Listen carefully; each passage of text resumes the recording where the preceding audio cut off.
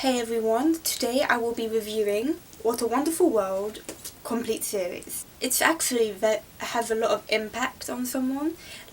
Basically, what this is not like one story over 2 volumes.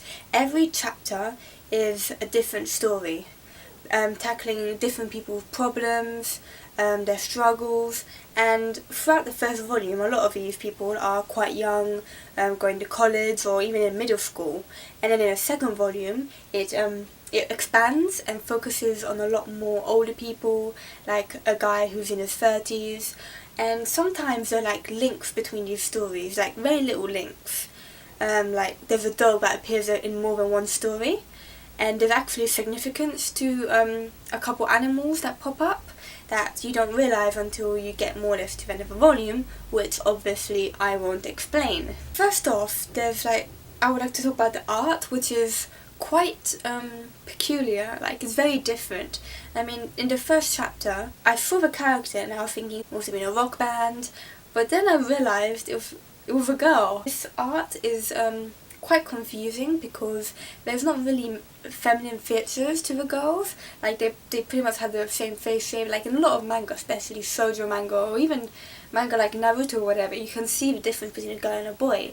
Where here, there's a couple times that if not for the hair, you would mistaken him for a boy. Like in the first chapter, I literally thought it was a boy. Another significant thing about this manga is that it's very realistic, based on real life troubles. However, it kind of jumps between reality and fantasy. Like their inner demons, like telling them, "Oh, you should do this. You know, why are you the way you are?"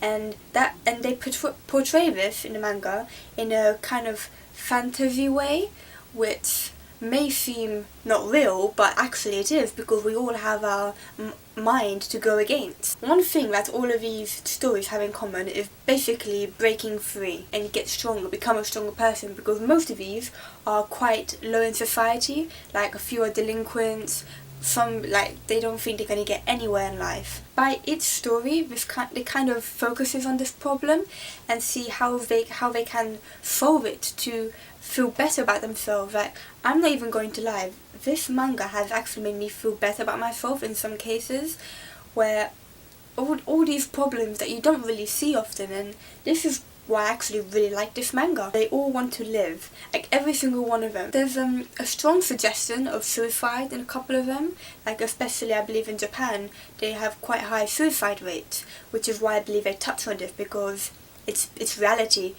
And despite suicide, all of them deep down want to live, and it's just this strong power from within that kind of comes up. Some of these focus on dreams, like in the first chapter they want to become a rock band, but also focuses on more social problems. Like there was one story in particular that I thought it was literally a completely empty relationship between a girl and a boy, which is probably one of the reasons why this manga is rated older teen. It actually makes you think, wow, it's not actually that special, it's actually quite depressing, because unless there's that love there in the relationship, it's empty. And finally, the last 2 chapters of this manga actually kind of combines everything. Like, you won't see every single chapter or the different characters, but you will see some of the characters, and it actually zooms in on one of the stories where it kind of finalizes everything and really ends everything on this idea of wanting a wonderful world. Mine actually comes up a few times, and one quote that I actually really liked, that whenever they were expressing ideas about what a wonderful world was, "Even if it's a lie, if you believe it, maybe you'll feel happier than yesterday," which I think is quite a strong quote. Another quote I quite liked was, "In order to become independent, we have to experience the cruelty of the world," which is basically what each of these characters have gone through. They each experience their own different cruelty of the world and come back much stronger.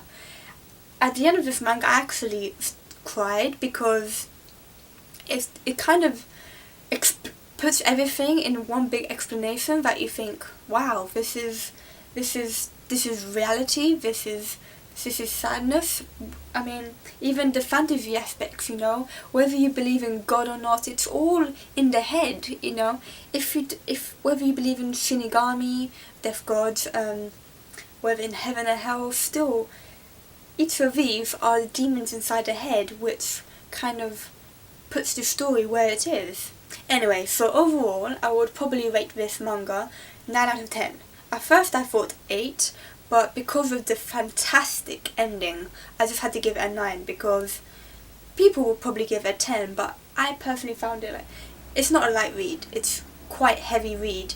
You have to really like sit down, be in a clear state, and really go through everything, because it's not easy facing things that you know are happening but people don't mention.